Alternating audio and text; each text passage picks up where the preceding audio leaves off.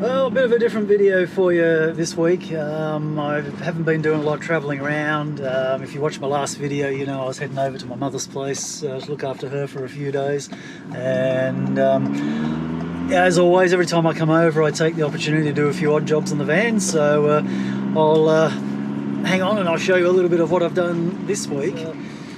Just throw together a bit of info on something I do get asked every now and then in the comments sections, and I keep saying, yeah, I should do a video on that. Well, this is a perfect opportunity because I've done nothing else. So what I'm going to do is just give you a quick overview of my transit van. This is not going to be a van tour, right? So I'm not going to show you the interior in the back. I'll save that for another special day. But what I will do is take you over the Ford Transit in general that I own here, give you a few details, a bit of information on some of the features, the functions, and my impressions of the vehicle.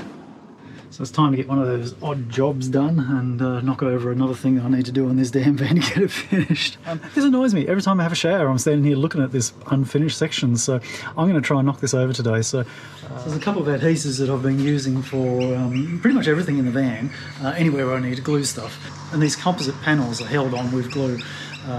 So there's Liquid Nails Rapid Cure, and then there is Selly's Flexi Seal multi-purpose type stuff. Now, Liquid Nails Rapid Cure, as it suggests, does cure a little bit quicker, but it's very runny when you put it on, so it doesn't have much grab. So unless you can hold your piece of material that you're sticking on very firmly in place while that dries, it's not very good. And it only takes about half an hour before it is pretty well stuck, and then things won't move. The Flexi Seal is black. This is not. This comes out sort of a yellow colour and it foams up as well, so keep that in mind. But yeah, the Flexi Seal being black, I'm actually using this to hold my roof vents in and things like that as well. So this one takes a very long time to dry. It's its only downside. It's very thick, so it will grab the work and keep it in place without any other fixings in most cases. Depends how heavy it is.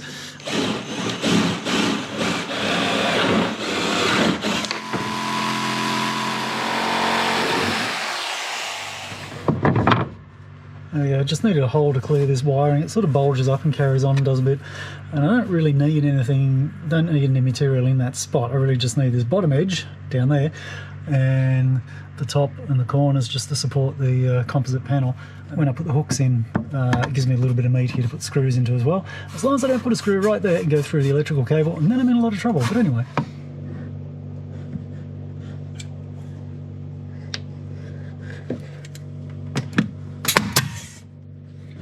I need earmuffs for that. Oh my goodness, that's so loud.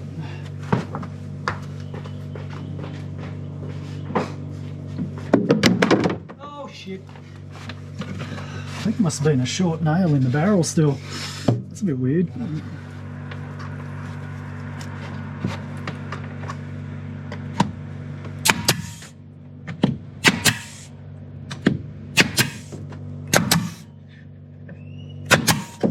It's not anywhere near square in there. That piece of wood, somehow it moved when I put that first nail in, and it's like 10 mil out in the bottom corner.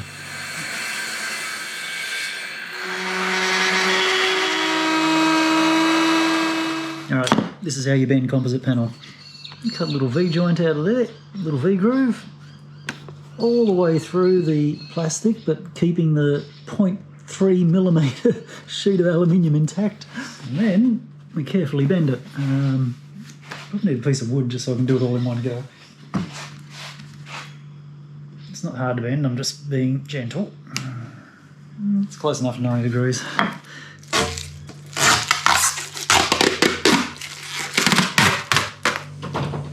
Like, this black stuff is a lot thicker and has a lot more grab, but it's really hard to squeeze out.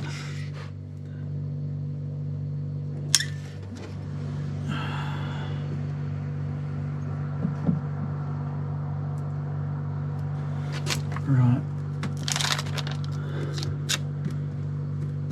Just get that a shove into place.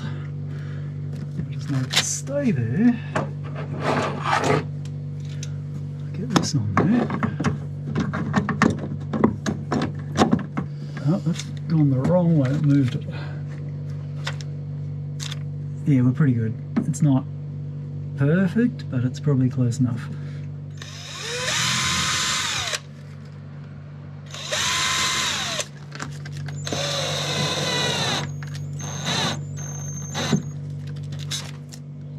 Oh, it's not too bad. It's even square with the edge, I think. Yeah. This can come out.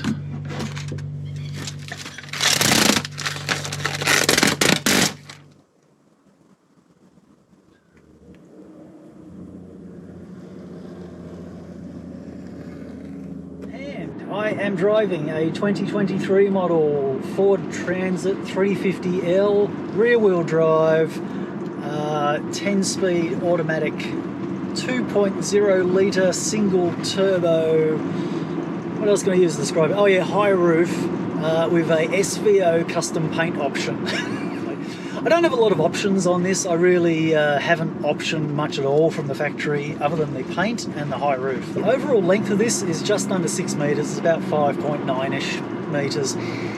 The jumbo comes in at about 6.7 metres, I think it is.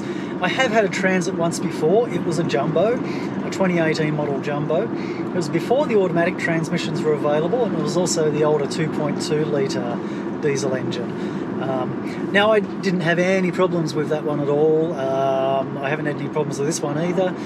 My reason for selling the other one was just for some change.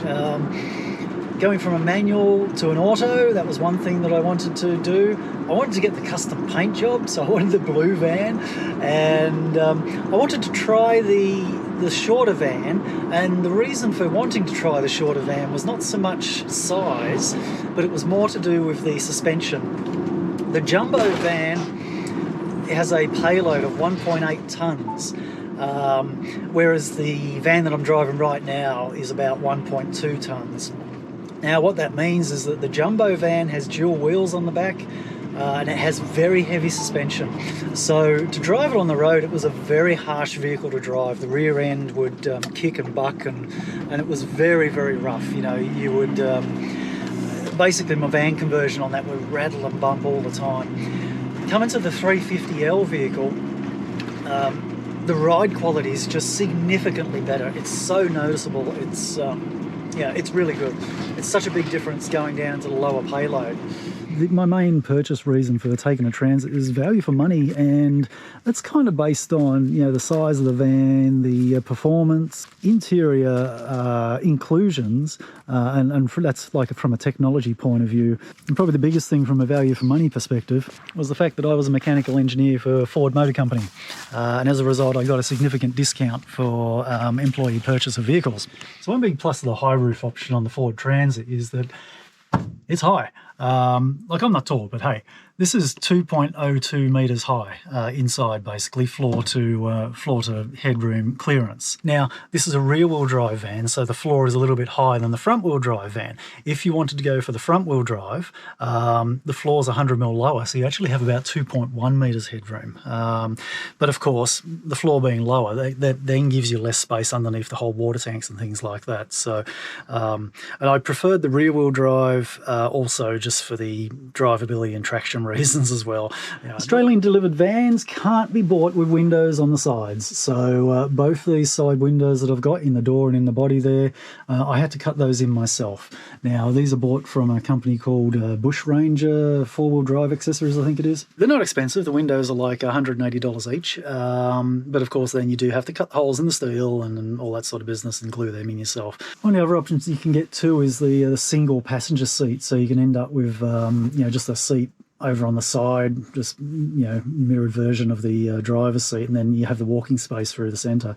That wasn't really important, and the other thing that sort of drove me towards having or retaining the bench seat was the storage space, or subwoofer space, should I say. This is basically what you see on the interior. I've only got the accessories on, so it's just switched itself off. From a driver's viewpoint, you've got a nice little dashboard here. I really like to have the digital speedo in the centre there. You do have a bit of a trip computer, so you can flick through a few options in the centre there. So I can go down to like my trip stats there. We can then flick through to have a nice little picture of a transit van, which unfortunately is not blue, but anyway. And then you can go through to your phone stuff, and then your music stuff. And then we have a bit of a navigation type thing. This is your driver assist, so it's your lane keeping. I'll discuss that in a minute. And then we go back to the speedo. I can click on the menu button there, and I can go through, and it can you can choose basically what you've got on these screens here. So I could have a fuel economy screen if I want to do that, for example. We can go trip computer audio. Here we go. Press the menu button there, and I've got a whole bunch of driver assist things. So just so I don't forget what there is, let's go in the driver assist and have a bit of a look at this. Blind spot warning. What that does, it puts a little orange light up on the mirrors. So basically up in the top corner of the mirror there, an orange light will pop up on there if there's a car in your blind spot. Now, personally, I never have a blind spot because you got double mirrors, and this one's very much convex, so you can see very wide on that, and when you're changing lanes, you just eyeball both of them, the way you go, not really an issue. The top one is remote control, so you've got the little remote control knob down here. The bottom one is manually turned, so you have to manually push that one on the outside. Mirrors do retract, so I can push this button here, and in they come on both sides. Given that they're like stick out another 200 odd millimeters, 250 mil, they're actually quite big. This is really good for parking. So you know, we push that down again and they pop back out. So PreCollision Assist, so this is one where the forward-facing cameras will detect that you're about to run into a car, and it starts beeping. This whole centre screen here just flashes red. The active braking, if it's getting to the point where the car is now at the limit of physics, it's going to brake for you, so it'll jump on the brakes and hopefully slow you quick enough to avoid you running into someone. Traffic sign recognition, so this is a really good one. Let me just jump back a couple of screens. And you can see down in the bottom corner, right about there, there is a little 15 speed limit sign. That's reading the speed limit signs on the side of the road and puts that little display up in there. That's really good. You wouldn't believe how dependent you become on that when you're cruising around. Of course, if you adhere to the speed limit, as I do, that's really useful information to know. So back to the driver assistance menu, traffic sign recognition, and I think there's a few options on that. Active speed warning and speed warning. So yeah, there's your tolerance and there's your overspeed chime. So all that's customizable. You can turn it on and off if you want, etc., etc. Lane keeping system, as the name suggests, it keeps you in the lane. So this is another one with the forward looking cameras where if you start to deviate out of your lanes, it'll pull you back in. Driver alert's nothing, it's just a timer that tells you to get coffee. Cross traffic alert is for when you're reversing out of parking spaces. So if you're backing out of a 90-degree parking spot and a car's coming, it'll start going ding, ding, ding, ding, ding, and give you a warning that a car's coming. It's actually quite useful. Sometimes a little overreactive, but it's better to have that rather than not having it. Cruise control. So a few different things here. We've got intelligent mode is what I have it set on at the moment. And then you've got adaptive and normal. So normal mode is just a dumb cruise control. You set the speed, it sticks to it. Adaptive is where the radar actually matches the speed of the vehicle in front of you. So that's excellent. Again, another one of those features where you just set and forget. If you catch up on a car, it'll slow down, no problems. It won't take you down to a stop. You get down to about 20 kilometers per hour and it starts dinging and says, right buddy, you need to take over, and it'll bail on you. Intelligent is where it recognises the speed limit signs as well. So as I was saying before, I can set this to 60 k's an hour. I run into an 80 zone, it will see the 80 zone sign and it will accelerate up and off she goes. Two things are a little bit annoying about that. The first one is that it only changes the speed limit when you actually pass the speed limit sign, right? So if you're coming into a lower speed limit area, you'll be barreling in at 70 k's an hour, pass the sign, and then it will hit the brakes, and it will brake reasonably heavily to get you back down. And look, it's not ridiculous, but it brakes a lot more than I'd like to. I don't usually brake. I usually cancel the cruise control before I get to a speed limit zone, roll down, and then everything's good. Similarly, on the other side, when you exit the speed limit zone. You know, everybody speeds up before they get out of the lower speed limit zone. This one won't. It will wait until you have passed the higher speed limit sign. So you'll see it zip past, and then it will jump on the throttle and off you go. And it can accelerate pretty hard too. So especially if you're going from like 60 to 80, it takes off like a bloody rocket. Kicks down a couple of gears and off she goes. I don't necessarily like that, so I end up finding myself cancelling cruise control when I'm changing speed limit zones. But on the plus side, when it reads the speed limit signs, you don't have to reset the cruise control, right? So normally on a cruise control, you have to press set, you don't quite get the exact speed, up and down, trim it to the speed you want, and then away we go. This one, you just press resume, and bang, it's straight onto the speed limit.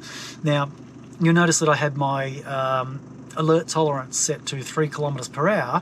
So what that does, it actually sets the cruise control to 3 kilometers per hour over the speed limit. So if I press resume and it's recognized a 60 kilometer an hour speed sign, it will set to 63 kilometers per hour. I do that because I've checked my speedo with GPS, right? So 63 is actually 60 kilometers per hour. Anyway, you don't have to be as anal as that, but I like to get value for money, so I'm doing 60 k's an hour, real speed. The only other downside of that speed sign recognition thing is that it does tend to pick up some of the side streets. So if you've got a service road with a 50 speed limit, it might see that sign and then suddenly you're on the brakes. You're buzzing like 80 k's an hour, it's seen a 50 sign and it jumps on the brakes. Not overly good. The other one is the school zones. It doesn't recognise the times on school zones. And the last little one on there is the speed limiter. So this is another useful feature that I do use on a very regular basis, particularly with this vehicle where I don't necessarily want to go flat out all the time, and I do like to go slow around corners.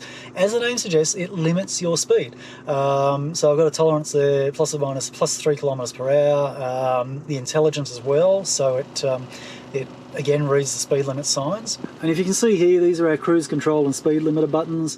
This is the top one here is your cruise control power button. This is your limiter power button.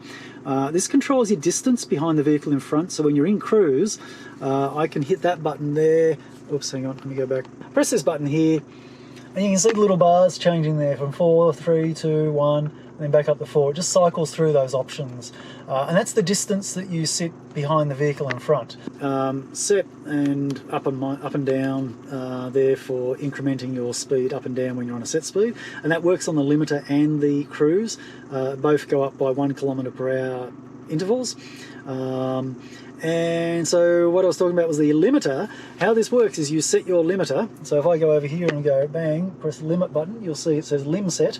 Right, it's now set to 40 kilometers per hour. Had this been a 40 zone, it would pick that up and put it into lim 40, and then you set the 40 kilometers per hour. Similarly, once I jump into a 60 zone, the limiter will jump up to 60 k's an hour, and away we go. So I can trim this up and down. As I said, I've got a tolerance on there. So for example, if I'm in a 50 zone, the tolerance I've set is 3 kilometers per hour. So it will actually set the limiter to 53. So that'll lock me on 53 kilometers per hour actual, well, measured speed, which in real speed is 50 kilometers per hour. That's something I should have mentioned with the cruise control. It does apply the brakes for you as well. So if you're going down a hill and the cruise control's starting to run away, it'll put the brakes on for you and slow you down to bring you back onto the set speed. It'll keep you within a couple of kilometers an hour of the set speed. The limiter doesn't apply the brakes to slow you down. It assumes if you're running over, then you're okay with that. But it does beep continuously to let you know that you have gone over. And it will shift down the transmission as well. So if you're running down a hill and you haven't brought your speed down to the limit speed, it'll start shifting down gears to give you a bit more engine braking. So that's quite useful as well, actually, when you're doing a descent down a big hill. So let me just jump into the vehicle settings menu as well, because there's a few useful little features in here. Lighting, you can basically have the, well, you've got auto high beam for one, right? So this is quite useful.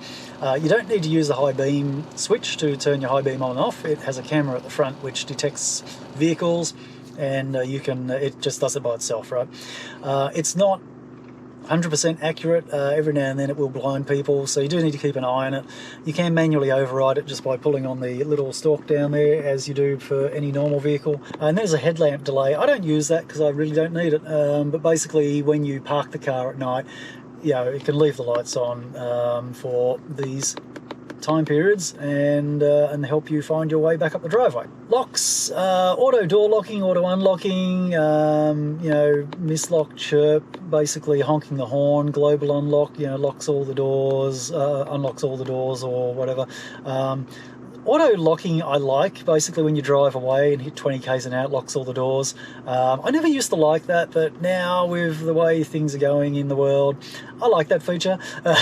Anyway, auto unlock is when I open the driver's door, it opens all the locked doors. So I can turn that off so that it won't unlock all the doors, which could be good if you're even more security conscious than me and don't want to unlock your back doors when you open the driver's door, so there's an option. Mislock chirp is when you don't shut a door properly and it doesn't lock with the remote, it beeps the horn and it scares the crap out of you when it does it. The switches inhibit, I think that is when you've locked the doors from the remote, it basically deadlocks it and you can't get out. So transits do have a deadlock feature. There's a double lock that you do on the key fob when you leave the car. Click once, it'll lock doors normally. Click twice and you can hear it go clunk again, and that deadlocks the car. You can't open the doors from the inside. I think what the switch inhibit does, gives you a certain amount of time where you can use the unlock button inside the vehicle to unlock the door, but then after that, once that's disabled, doors are deadlocked, you can't open the car. So that's, you know, security feature, quite nice. You don't want to use that when you're sleeping inside the van. The other thing too, the van has an alarm inside, and it's noisy as all hell. The beepers, there's beepers up here in the B pillars, and if you lock the van with the key fob, just do a single lock from the inside, and then you open the door from the inside, the alarm goes off. And these are here, your head is right near that when you're opening the door. Oh man, it's unpleasant. I've done that so many times. As a result, I did put a manual locking button inside the van at the back there so I can lock the doors without using the remote. Remote start. There is a thing called the Ford Pass app that you can get on your phone. It allows you to start the car and unlock the doors. So this one, what system do? I don't know what system does. Anyway, look, this is something I don't use. But what you would do is that you can basically pick up your phone from anywhere in the world and start your car. If you're coming back to your car, it's a hot day, you can switch this on, it'll turn the air conditioner on, it'll start cooling down the interior for you, and hopefully by the time you get here it won't be baking hot. Wipers, it has rain sensing wipers, and as you can see here, I have it switched off because I don't like it, it's unreliable. Basically it doesn't detect the rain quick enough for me, and I just find it annoying. When you have the rain sensing wipers, you flick this up to the intermittent position. So if I turn that on there and then flick this up to intermittent, in theory the wipers should now not run because it's now in rain sensing mode. But this is what I find annoying. In that position they're on auto, so if the rain gets heavier they'll start wiping and they'll wipe in time to how much rain's coming down. That's great, but what I find is that they don't deal well with light rain. So if you've got a light splattering of rain there, I like to have it on intermittent and just keep that out of the way, but this will leave it really late before it sees the rain, and as a result, you know, I don't get an intermittent wipe. And that's pretty much it for all the vehicle-based things. Maintenance just tells you your oil life. It has an oil quality monitor on there, your AdBlue range as well, some details on AdBlue. My oil life, I've got 40,000 k's worth of oil life left on there. You can go there. I've got 702 days left at my current rate. So yeah, that is what it is. In theory, this helps you avoid servicing your engine too often, depending on how you drive. You know, if you're driving at a fairly easy drive cycle like I do, you know, like here it says I can get 2 years out of this before I need to do a service. I am actually on 12-month service intervals with this. I only did 15,000 k's in the last year, so yeah, I got it serviced at 12 months. Mainly, I'm under warranty, so of course I'm going to get it serviced at 12 months to maintain my warranty. Warranty, there's an interesting topic. 5-year warranty, unlimited kilometres on this one now, so that's a really good reassurance. I haven't had a lot done on warranty at this stage. I had to get a new fan put on. It has a viscous engine-driven cooling fan, and it spat all the oil out. So I had this terrible burning oil smell. So we got a new one of those done. It did take a couple of days to get that in, so sometimes the parts are a little bit difficult to get a hold of. The other issue I had on warranty was my sun visors. This one, you hear it clunking and creaking. right? They replaced it with a new one on this side. Oh, smooth. But that one's on back order. They didn't have another one in the country. No idea when we're going to get it, but it will turn up eventually. So, look, I don't think any van manufacturers or any manufacturer in general is going to be any different to Ford on that one.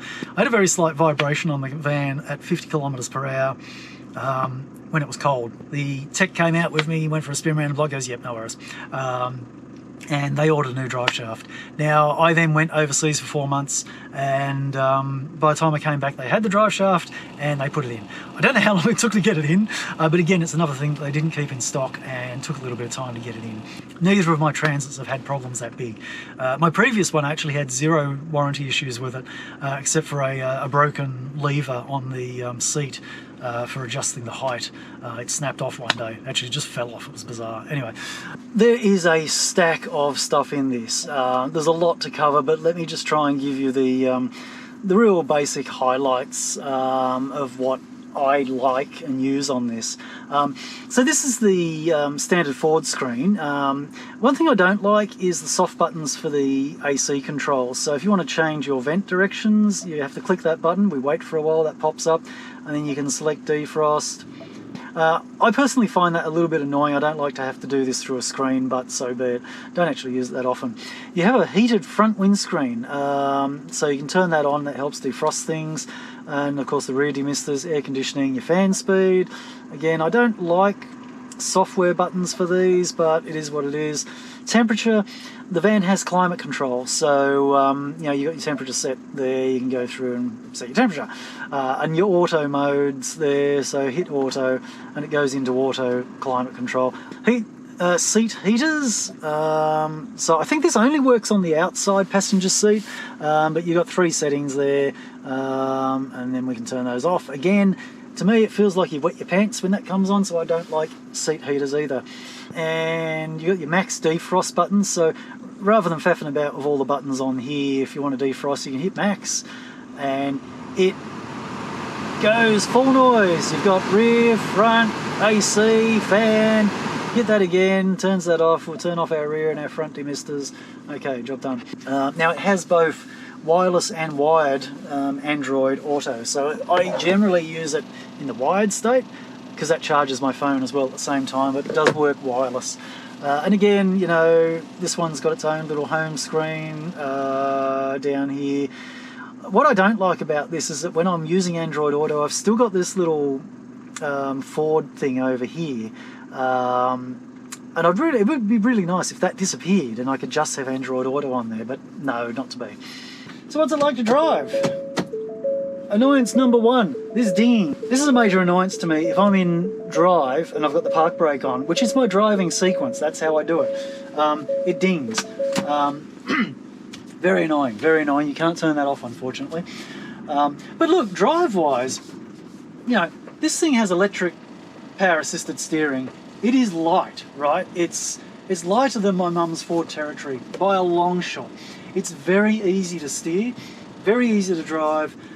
It's like driving a car, except it's really big and a little bit more sluggish. But you know, it's a very nice vehicle to drive. I have no complaints really with how this drives. Now, I guess if you haven't driven a van before, they are wide, and that's any van's the same, right? They're all wide. It's like over 2 meters wide. With the mirrors, it's even bigger. The length of them doesn't really bother you. It's not really a consideration when you're driving on the roads. It just becomes a hassle when you're parking. The long body is about 750 millimeters longer than this one, and it does become limiting in that it doesn't fit into a normal car parking space. This one being just under 6 meters just fits into a car park space. Lengthwise, generally, if I can do it, I'll find 2 spaces that are, you know, a straight through drive, and I'll hang over the back a little bit just to stop my nose poking out into the aisleway. When I had the longer body Transit, there was no option. You always had to find 2 parking spaces to get in there. So yeah, it never caused me any problems. I always found a parking spot, but you just have to park further away. Comfort-wise, I'm going over speed bumps now very slowly. it rocks a lot, right? These vans are top heavy, especially when I've put like 1,000 kilos worth of van conversion stuff inside. So you're going to find yourself doing that no matter what you're driving.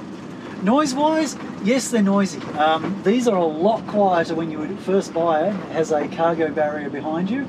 Yes, it's louder inside than a normal car. You can hear I have to talk a little bit louder. It's a bit hard over the video because I do adjust my sound quality when I'm in driving mode in the van. Otherwise, it's very difficult to hear me above all the road noise. Performance-wise, I have a 2-litre turbo diesel. It's got about I think 350 Newton meters of torque. It may sort of do an overboost up to 380.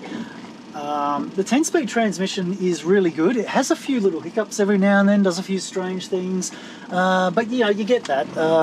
They can't be perfect all the time. I'm currently in a 40 zone, so we'll just be a little bit... No, we're not. Okay, let's go. Full throttle. First time I've ever gone full throttle in this. Look, it gets along quite nicely. That just buzzed me up to 80 k's an hour. If you're pulling out into traffic, it does the job. Considering that my van's running at about 3.2 tonnes, you know, I can't complain the performance of it. It's really quite good. Now, I don't drive like that. I never do. I'm always driving like a granny because I don't want all my stuff flying around in the back of the van. So, in my view, it's got more than adequate performance. I don't need any more than that. Handling on the road is also very good. Again, because of all my stuff in the back, I don't corner fast. Otherwise, all my stuff goes crashing to the side. So it does have front and rear parking sensors as well. I didn't cover the parking assist stuff. So you see there, you get the little thing come up that tells you where you are. It even shows on the side, so if I start to reverse back up, and here's our reverse camera thing that has just popped up. Huge screen for the reverse camera, so you can see it's telling me that I'm getting close on the side. And over here you got a zoom function, so we can zoom in on the picture there and get a close-up of the ground. That's really useful.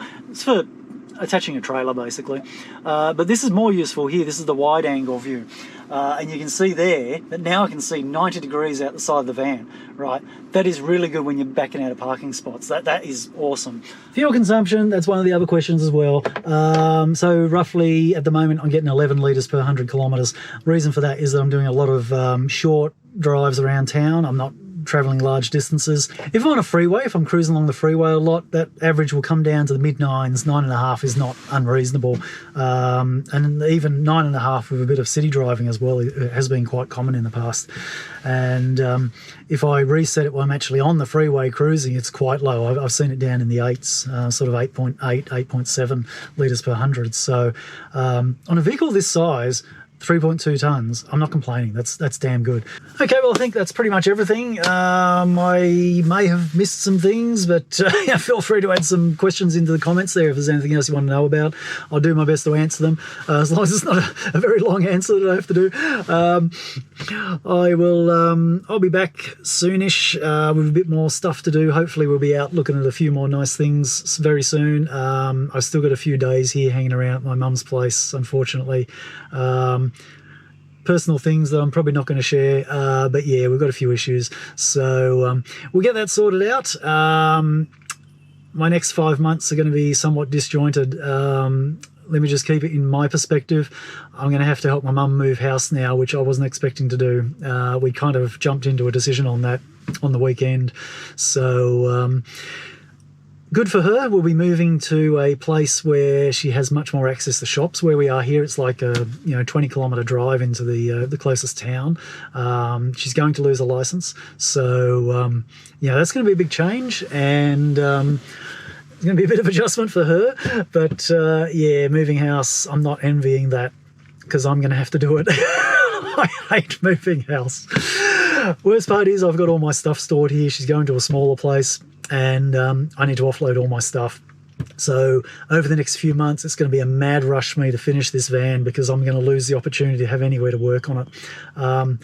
That's a big blow to me because yeah, you know, if you see my videos, you know I don't like sitting still for too long, and I'm going to have to lock myself down and get this van finished, and I have a lot of work to do. So anyway, that means there'll be a few more build videos coming up. I will escape the odd day here and there. I'm going to be a bit of a phony from the full-time van life, because obviously when I'm here I sleep in the house. But bear with me. Don't desert me on the subscription status, because I hope once we're into next year, man, I've got some big things planned, so I'm hoping we can do some really cool stuff together. But anyway, let's see how we go. Thanks for watching, everyone, and I will catch you later.